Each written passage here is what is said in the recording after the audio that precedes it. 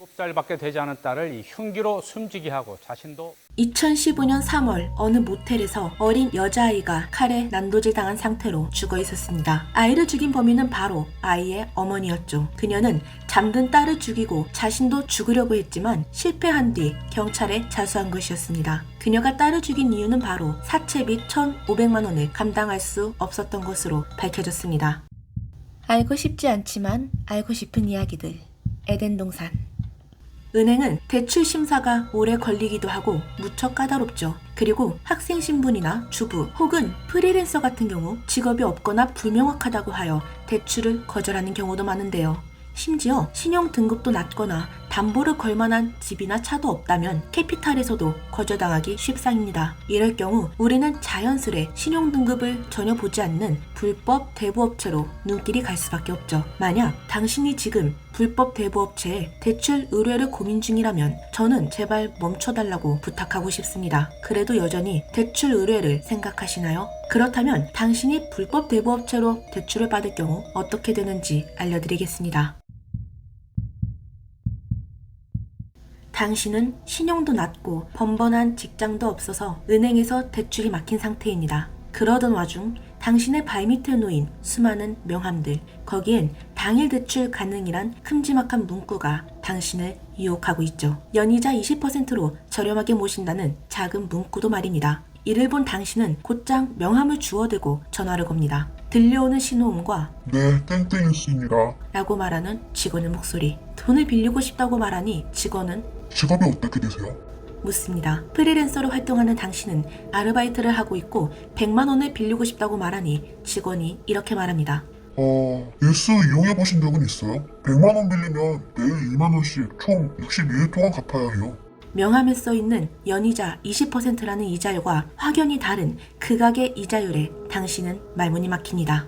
그건 흥보제가 잘못된 거죠. 요즘 누가 100만 원 빌려주고 700만 원 벌려고 일수를 합니까? 당신은 전화를 끊고 다른 업체들에도 전화를 해봤지만 달라지는 건 없었습니다. 오히려 살인적인 이자율에 뒤통수를 맞은 기분이 들었죠. 분명 연이자 20%라고 봤는데 하지만 돈은 필요하고 어디에도 빌릴 곳이 없던 당신은 처음 전화했던 일수업자에게 전화를 걸었습니다. 필요한 서류 문자로 보내드릴 테니까 준비하시고 위치 찍어주시면 직원이 갈 거예요. 기다리세요.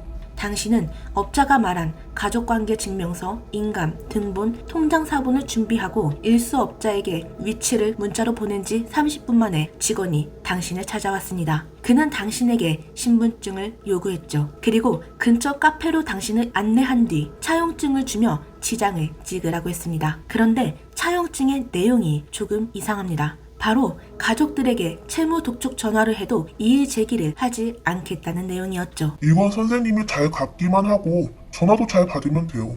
문제 없어요. 잘 갚으실 거잖아요. 그리고 일수업자는 당신의 지장이 찍힌 차용증과 서류를 가져갔죠. 그런데 당신에게 휴대폰을 달라고 요구합니다. 당신이 도박을 하는지 중국어를 사기를 하는지 우리는 알 수 없으니까 확인해야 될 거 아니야. 뭘 믿고 돈을 빌려줘? 갑자기 반말을 하며 위협적으로 말해오는 업자의 공포감을 느낀 당신은 말없이 그에게 휴대폰을 빌려줬습니다. 그리고 업자는 몇 분 동안 휴대폰을 검사하는가 싶더니 당신에게 돌려줬죠. 그렇게 모든 절차가 끝난 후 당신 손에 들어온 100만 원, 그것도 수수료 10%를 제외한 90만 원이었습니다. 이제 당신은 62일 동안 원금 100만 원과 이자 120만 원을 갚아야 합니다.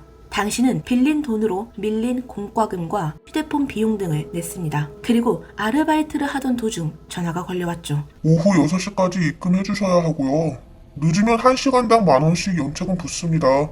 하루도 아니고 1시간 지났다고 연체금이 붙는 기이한 상황에 당신은 할 말을 잃었습니다. 그래서 친구에게 하루 이자와 연체금 10,000원, 총 30,000원을 빌려서 급한 불을 껐죠. 하지만 날마다 20,000원씩 이자를 갚는 것도 고난이었습니다. 생활비라는 벽이 해결되었지만 더 큰 벽이 당신을 찾아온 것만 같았죠. 그러다 당신은 당신이 대출을 받는 업체가 불법 업체라는 것과 함께 법정 이자 제한을 어긴 이자는 갚지 않아도 된다는 조언을 듣고 일수업자에게 전화를 했죠. 그러자 들려오는 말.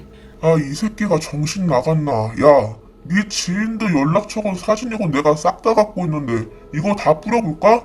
대출 심사를 하러 온 직원이 휴대폰을 검사한답시고 가져갔을 때 그는 검사가 목적이 아니라 해킹 어플을 설치하기 위해 휴대폰을 가져간 것이었습니다. 당신 지인들의 연락처와 당신의 사진첩에 있는 가족과 연인과의 추억이 가득한 사진들이 모두 업자들의 손에 넘어간 것이었죠. 이들은 허튼 수작 부리면 당신의 지인들에게 도촉 전화를 하고 당신을 더치트에 올려버린다고 협박하기 시작했습니다. 그 사이에 대출이자 지급 시간은 넘어버렸고 시간이 지날 때마다 연체금은 10,000원씩 붙은 상황. 경찰과 금융감독위원회에 전화해봤지만 차용증을 쓴 이상 우리도 어쩔 수 없다는 말만 반복합니다. 더 불어난 연체이자를 갚기 위해 막노동도 나가보고 상하차 알바도 뛰어봤지만 체력이 받쳐주지 못하는 상황. 이제 업자들은 가족채권 추심도 진행하겠다며 협박하기 시작했습니다. 하루에 50통도 넘게 걸려오는 전화에 당신은 일상생활도 마비되어 버렸죠. 그렇게 당신은 대출을 막기 위해 또 다른 일수업체를 알아봤고 이와 같은 상황이 반복되고 맙니다.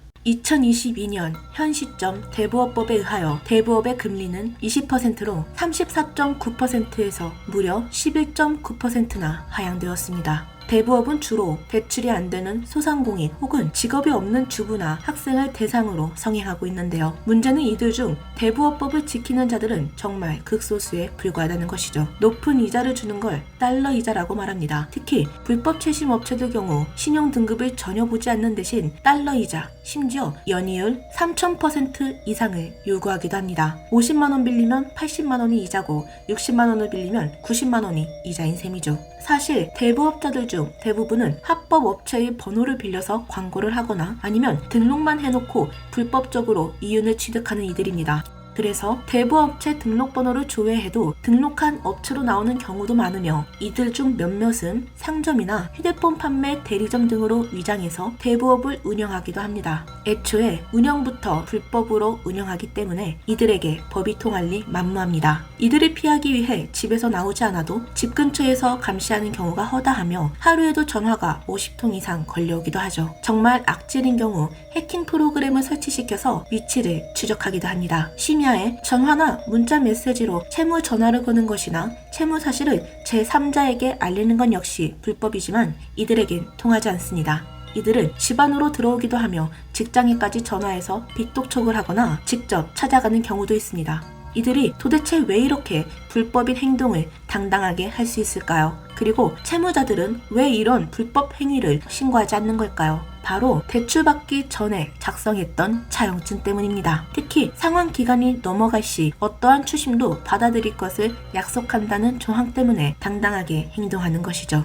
어차피 연이율 2000%에서 4000%라는 말도 안 되는 이자율은 불법이며 이런 계약서를 썼다 해도 애초에 위법이기 때문에 계약서 자체도 효력이 없습니다. 하지만 불법 추심업자들은 이를 모두 알고 있기 때문에 당신이 연이자 4000%를 강제로 이행할 수 있도록 당신을 협박합니다. 바로 당신의 알몸 사진을 지인들이나 인터넷에 유포하겠다는 협박 같은 것 말입니다. 알몸 사진을 담보로 걸겠다는 이들이나 강제로 성행위 영상을 찍게 해서 담보로 걸겠다고 말하는 업체도 있는데요. CCTV도 없고 휴대폰도 뺏어간 상황에서 단 둘이 있을 때 이런 위협적인 협박으로 도망갈 틈도 주지 않는다고 하죠. 심지어 업자들은 채무자가 돈을 제때 갚지 못할 경우 단 며칠이라도 입금하지 못하면 채무자의 허락 없이 담보로 맡긴 자동차를 해외에 팔아버리기도 합니다. 그리고 이들은 자신들의 거래 내역을 남기지 않기 위해 채무자에게 직불카드를 만들게 시켜서 직불카드로 돈을 인출하는 방식으로 채무를 갚게 하거나 대포통장 등으로 돈을 입금하도록 유도하기도 하죠. 알선업체와 불법 추신업체에 대해 추적하는 것도 쉽지 않은데요. 이들이 대포폰이나 대포통장 그리고 유령회사로 위장하여 운영하기 때문입니다. 오피스텔 혹은 성인용품점, 식료품점, 휴대폰 대리점을 위장하여 운영하기도 합니다. 판매업으로 위장하는 경우 휴대폰 소액 결제로 해당 쇼핑몰의 허위 매물 물건을 30만원 결제하면 21만원을 주는 식으로 수수료를 무려 9만원에서 연이율 360% 대출해주는 방식으로 운영하기도 하며 휴대폰 대리점을 위장할 경우 이를 휴대전화 내구제라고 부르는데요. 이들은 휴대전화를 새로 개통하도록 한 뒤 현금으로 바꿔주는 수법으로 불법 대출을 진행합니다. 그리고 휴대폰 할부금이나 기기 비용은 고스란히 채무자가 갚아야 합니다.